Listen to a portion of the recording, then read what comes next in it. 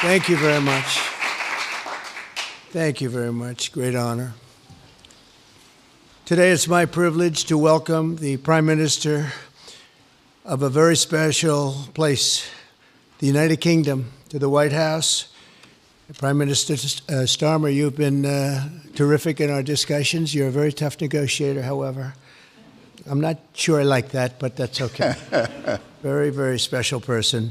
The Prime Minister and I have gotten off to an outstanding start. The U.S. and U.K. have a special relationship, very special, really like no other, passed down through the centuries, and we're going to keep it that way. We're going to keep it very strong as it is. Very importantly, I was just notified by letter from King Charles that he's extended through the Prime Minister a historic second state visit to the United Kingdom. And that's a great honor because it's never happened before. One person has never been extended that honor, and I really do call it an honor, but it's not for me, it's for our country. It's respect for our country. So I just want to thank you, and I want to thank King Charles. Thank you very much, and we accept. I don't know if the media is going to follow us. I have a feeling they might. Okay, thank you very much. Appreciate it. I'm pleased to say that the bust of one of the Prime Minister's greatest predecessors, Winston Churchill, is now back in the rightful place in the Oval Office, and we're very proud of it. Our meeting today and the various breakout sessions we had were tremendously productive. Most importantly, I provided the Prime Minister with an update on our efforts to end the bloody and horrible war in Ukraine with Russia, which would never have happened if I were president. That was not going to happen. I promise you that. After 3 years of hellacious conflict, approximately 1 million Ukrainians and Russians have been senselessly killed, but the number, I believe, is much higher than that. Countless schools, hospitals, towns, and beautiful ancient churches have been absolutely obliterated. To begin the process of ending this spiral of death, I had historic back-to-back calls with President Putin, very successful calls, I might add, and President Zelensky, and my team also spoke with the Secretary General of NATO on numerous occasions, and we're working very hard to get that war brought to an end. I think we've made a lot of progress, and I think it's moving along pretty rapidly. And I want to thank all of the people that are here that have been working on it. And we'll let you know what happens. It'll either be fairly soon or it won't be at all. In addition, this week I met with President Macron of France, as you know, and held talks with members of the G7. Tomorrow, the progress toward peace will continue when President Zelensky visits the White House. He'll be here tomorrow in the early part of the day, and we'll be signing a historic agreement that will make the United States a major partner in developing Ukraine's minerals and rare earths and oil and gases, and we have a great understanding. I think it's going to be great for Ukraine. We're going to be at the site, and we'll be digging. We'll be digging. Dig we must. A big utility in New York contacted us, and they used to have a sign, dig we must, and we will be digging. But much of the European aid to Ukraine has been sent in the form of loans for which they expect to be paid back, and we didn't have that honor under the Biden administration. He sent money, or just sent it, money after money after money, and never had any knowledge of ever seeing it back, maybe $300 to $350 billion. But under the breakthrough agreement, very unusual, which everyone said was difficult to get, but it's really very good for Ukraine and very good for us. The American taxpayers will now effectively be reimbursed for the money and hundreds of billions of dollars poured into helping Ukraine defend itself, which by and of itself is a very worthy thing to do. We've paid far more than any other country, and with most of our support, it's been paid in military, the finest weapons anywhere in the world.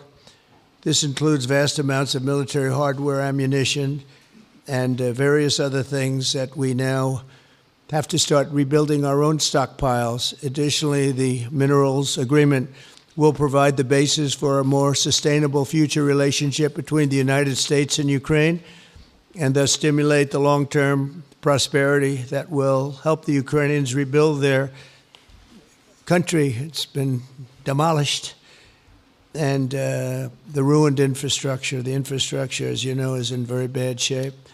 In just over 1 month, our administration has already achieved more progress toward peace than years in the other administration, where they did nothing toward peace. They didn't understand what was happening.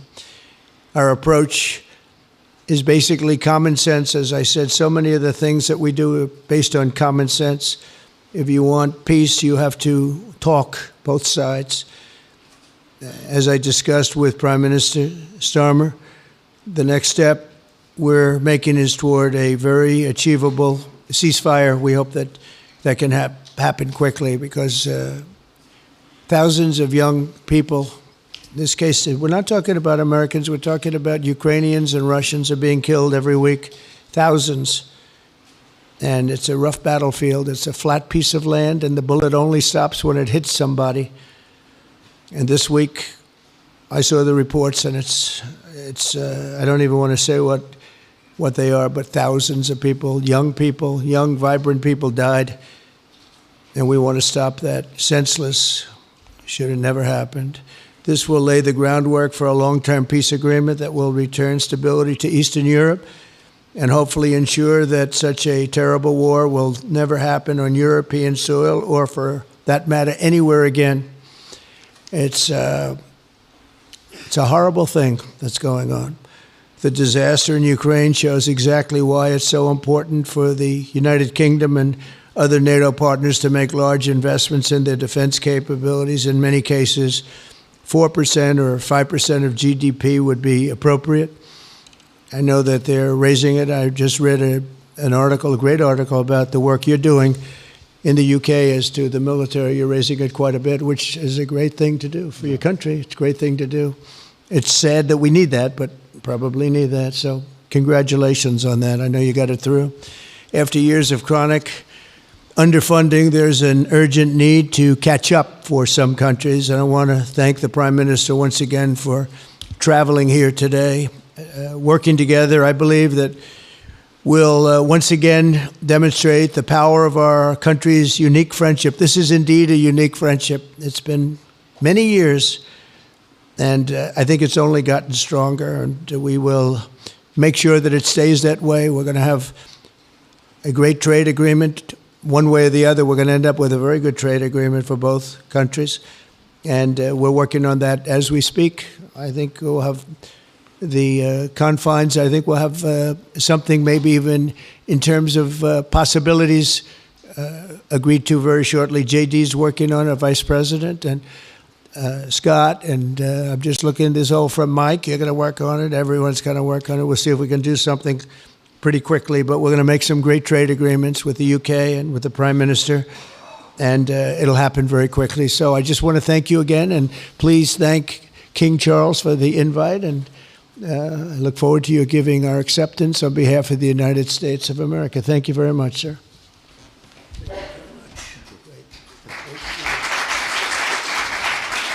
Thank you. Well, thank you very much, Mr. President. Thank you for your hospitality. Thank you for your leadership. This has been a very good and very productive visit.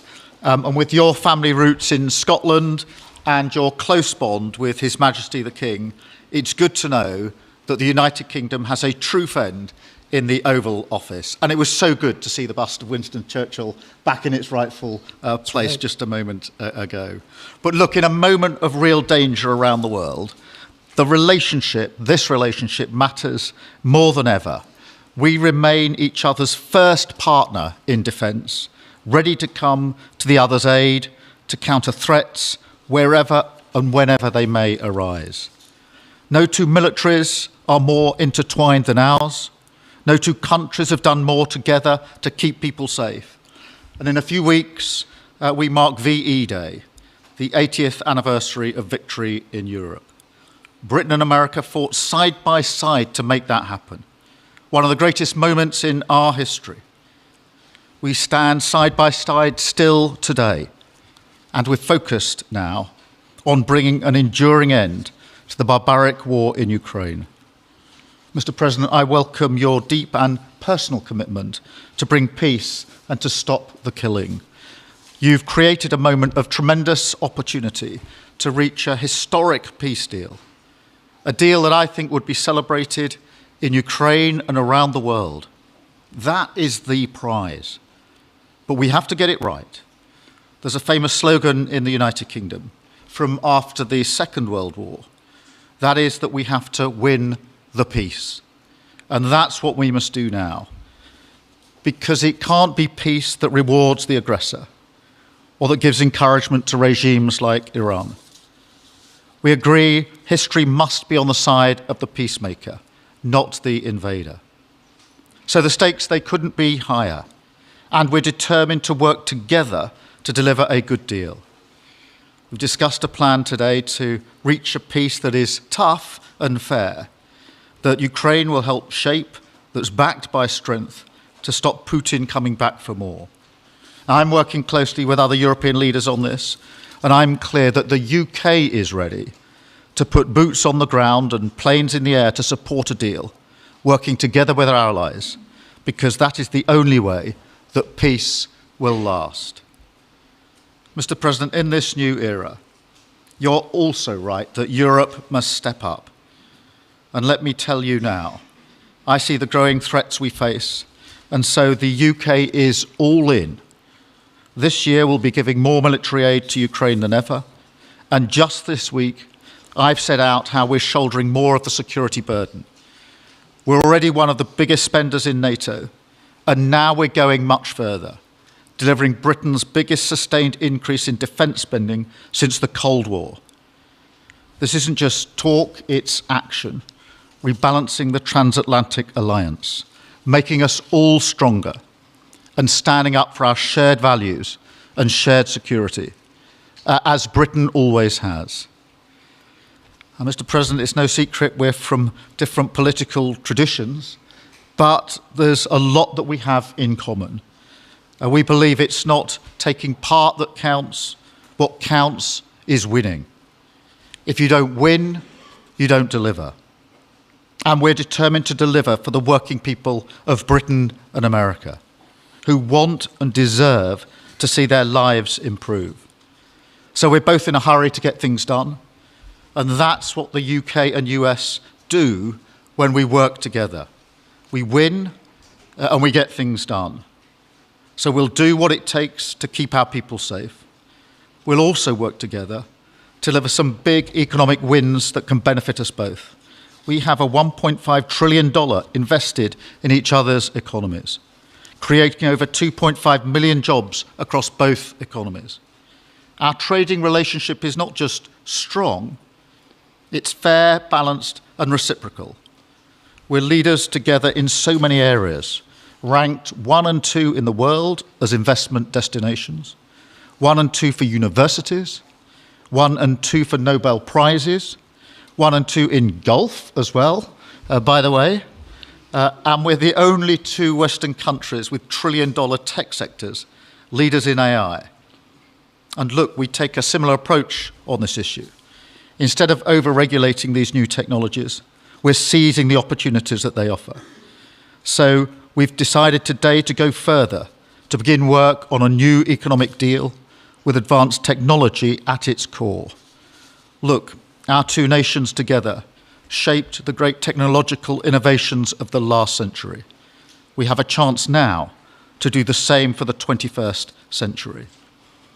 I mean, artificial intelligence could cure cancer. That could be a moonshot for our age. And that's how we'll keep delivering for our people. There are so many opportunities.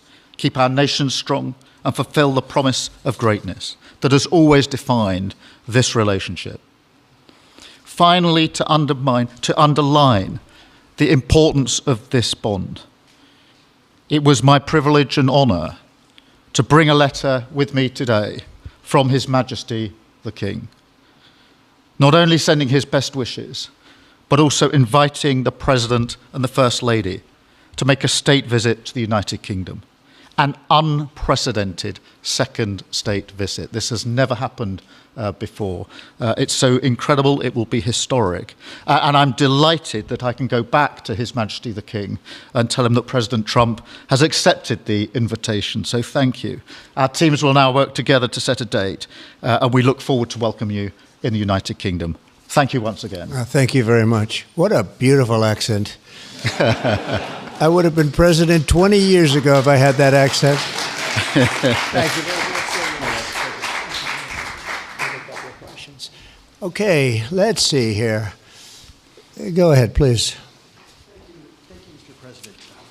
Earlier today, you told me that you believe that foreign countries pay tariffs, but Americans who are concerned about higher prices believe, as most people do, that they're paid by consumers and importers when they import things into this country.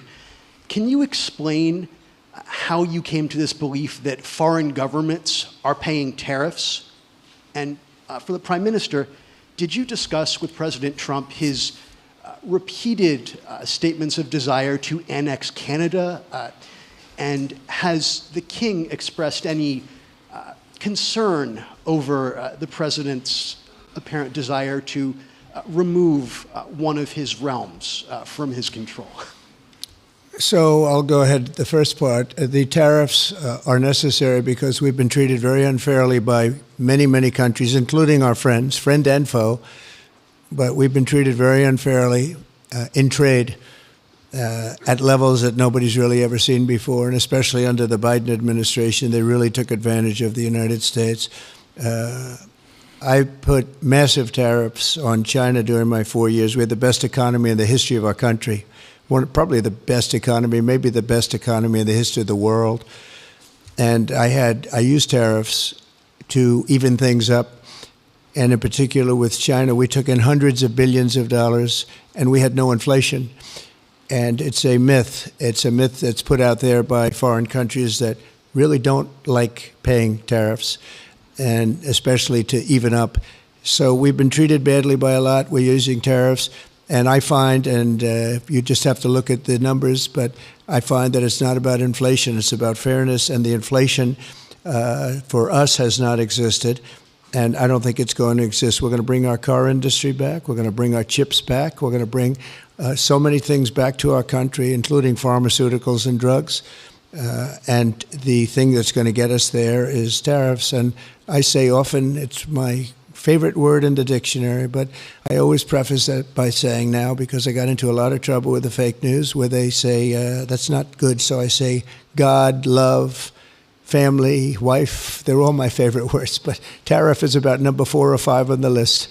But I will tell you, it's going to make our country rich, and it's going to stop us from being a laughing stock all over the world, because we have been taken advantage of like no country has ever been taken advantage of. Thank you very much. And look, we had a really good discussion, a productive discussion, a good discussion, as a result of which our teams are now going to be working together on an economic deal. Our teams are going to be working together on security in Ukraine. You mentioned Canada. I think you're trying to find a divide between us that doesn't exist. We're the closest of nations, and we had very good discussions today, but we didn't discuss Canada. Thank you. Please. Go ahead. Go ahead. Yes. Thank you. Hi, Natasha Clark from LBC. Mr. President, you've said you're working on a new trade deal with Britain, which we of course welcome. President Obama once said Britain was at the back of the queue for that trade deal. Where are we now? When do you think we're going to see that? And Prime Minister, the BBC has today admitted serious flaws over the recent Gaza coverage, suggestions of payments made to people linked to Hamas. Does the BBC still have your trust? Thank you. Well, they didn't do well with President Obama. He'd never got a lot of things done, and he didn't get a trade deal done that was of any importance or magnitude. We've had great discussions on trade, and I think we're going to have a deal done rather quickly as it can be done. We're going to have something, I think, rather quickly. We expect to do that. Okay? Please. On the BBC, look, I've been concerned about the programme in question. The Secretary of State had a meeting with the BBC. I think it was yesterday, it could have been the day before. Thank you. Jeff, go ahead. Thank you, sir. Pardon me. Mr. President, do you support Article 5 of the NATO treaty?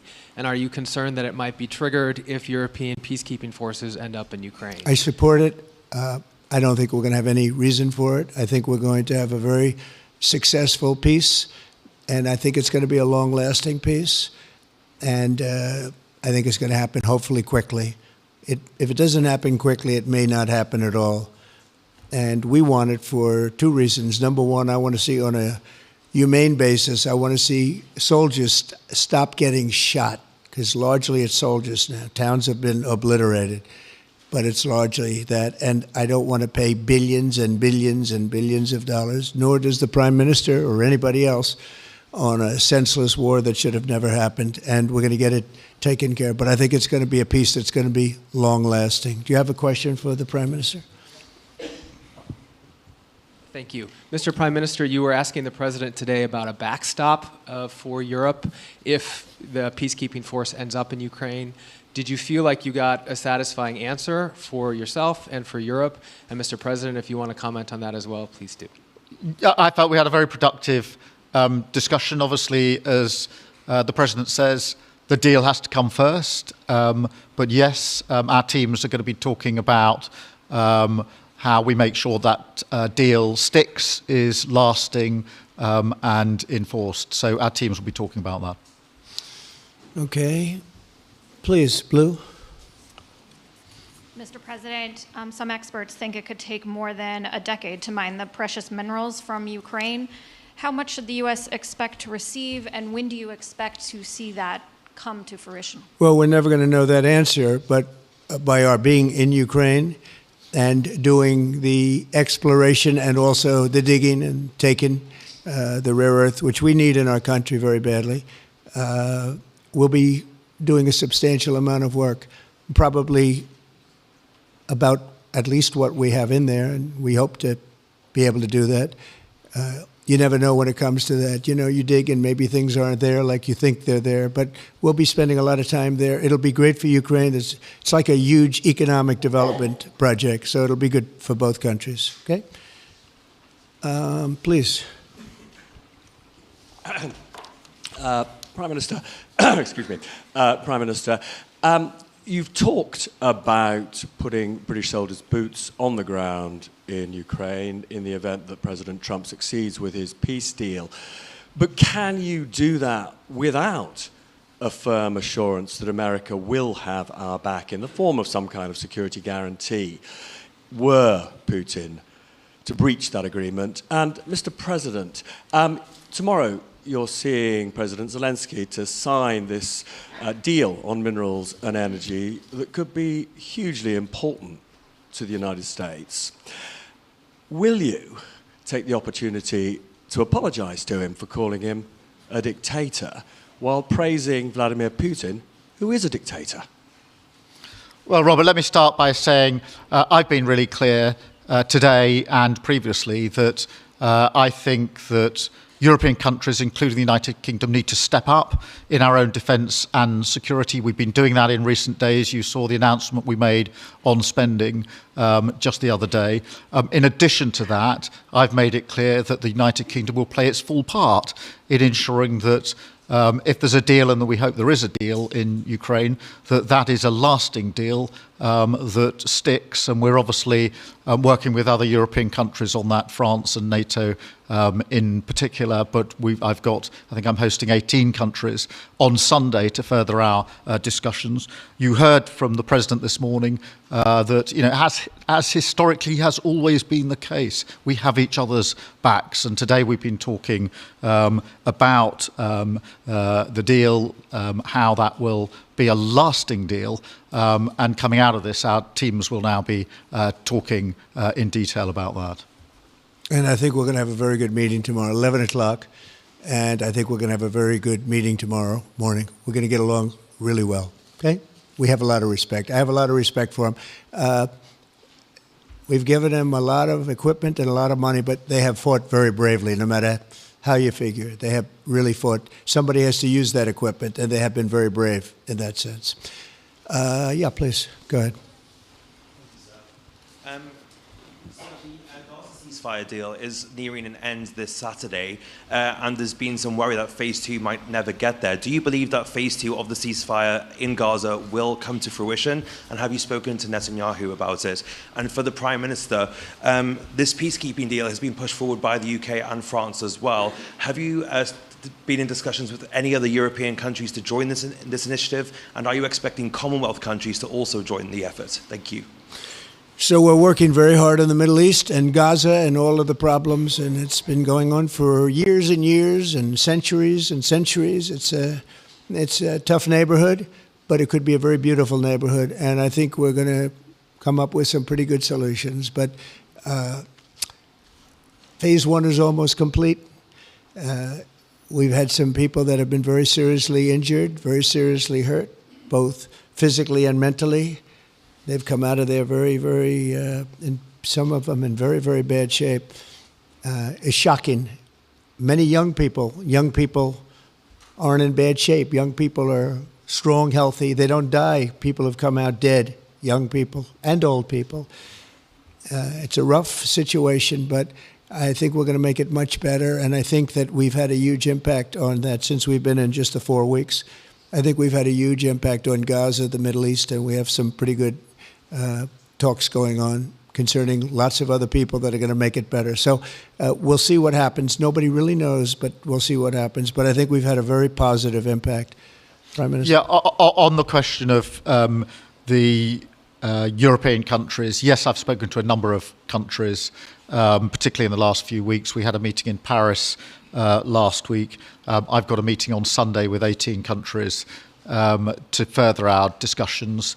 Obviously, we've been talking quite intensely to our French colleagues and to NATO, but to other countries as well, because, as I say, I think it's important for European countries, including the United Kingdom, to step up and do more in the defence and security of Europe and our continent and the United Kingdom, and we'll do so. Well, we're talking to a number of other countries. Thank you. Yes, in the red, please. Pink red, flaming red. Is it me or her? Go ahead. Okay, thank you, Mr. President. A question on Ukraine. Number one is, if you're not considering the security guarantees, are you open to other forms of, for example, intelligence cooperation with Ukraine? And Mr. Prime Minister, President Trump has proposed a plan for Gaza. Does this fit into the two-state solution that the UK held for a long time? Do you see it fit into your general Middle Eastern strategy? Thank you so much. Yeah, thank you very much. We're open to many things, but before I even think about that, that's almost pleasant to think about, because that would mean that peace has been arrived at. We have to arrive at that peace. And, you know, you went 3.5 years with an administration that never even really had a meeting. They didn't have a meeting on peace. And there was no prospect of peace. I think, frankly, Russia wanted to go through the whole long deal. I don't think they do anymore. I don't think they do. We had a very big impact on that whole situation. But I don't like talking about phase 2 until I get phase 1. Phase 1 is I have to make peace. And we have to get Russia to agree. We have to get Ukraine to agree. And I think we will. I think we've come a long way. I believe we're going to get it done. I wouldn't say that if I didn't think so. And I think it will be very important, very historic, and we're going to save a lot of lives. On the question of Gaza, the last few weeks of the ceasefire have been very impactful. And for me, there are two images that I remember more than any other. The first is Emily Damari, who is British, being reunited with her mother. You may remember she had her fingers missing after what she endured. That was an incredible moment. I'd spent a lot of time with her mother whilst she was held captive, and her mother went through absolute torture. The other image was thousands of Palestinians marching through rubble, trying to return to their communities and their homes. So we have to do everything we can to ensure that the ceasefire continues, so that more hostages can be returned, so that aid can be brought in that's desperately needed. and we need to allow Palestinians to return and to rebuild their lives, and we must all support them in doing that. And yes, I believe that the two-state solution is ultimately the only way for a lasting peace in the region. And think of that, she came home with her fingers and part of her hand blown off. That's terrible. How bad does it get? And we had others that came home in much worse shape than that. Yeah. It's a terrible situation. Please, yes. Thank you. Mr. President, did our Prime Minister persuade you not to put tariffs on the UK? And if I may, Prime Minister, do you think that Vladimir Putin is a man who will keep his word? Thanks. He tried. He was working hard, I'll tell you that. He earned whatever the hell they pay him over there. But he tried. I think there's a very good chance that in the case of these two great friendly countries, I think we could very well end up with a real trade deal where the tariffs wouldn't be necessary. We'll see. But he earned whatever they pay him. He earned today. He was working hard at lunch, and I'm very receptive to it. I think in all fairness, in all seriousness, I think we have a very good chance at arriving at a very good deal. JD and Scott and Howard, all the people are working on it, and I think we have a good chance at arriving at a deal that could be terrific, really terrific for both countries. Okay? Thank you. On the second part of the question, I think my views on Putin are pretty well rehearsed and pretty well known, and my concern is that if there's a deal, and I hope there is a deal, that it must be a lasting deal, that it's not a temporary measure, and that is why I think it's really important that Putin knows that this deal, a historic deal, which I very much hope comes about, is there, and it's a lasting deal, and that we're able to deal with any inclination he has to go again or go further.